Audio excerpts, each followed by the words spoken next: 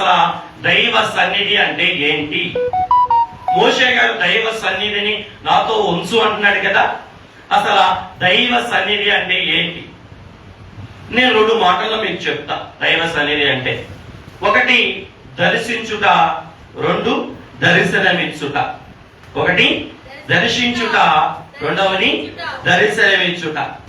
దర్శించుట అంటే ఏంటి? చూడటానికి రావటం. దర్శనం ఇవ్వడం అంటే ఏంటి?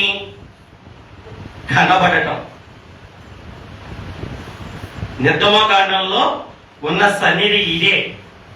దర్శించటం, దర్శనమివ్వటం. అంటే దర్శించడానికి దేవుడు దిగొచ్చాడు, దర్శనం ఇవ్వడానికి దేవుడు వారితో కలిసి నివసించాడు. మళ్ళా చెప్పనా? దర్శించడానికేమో దిగొచ్చాడు, వాళ్ళకి దర్శనం ఇవ్వడానికేమో వారితో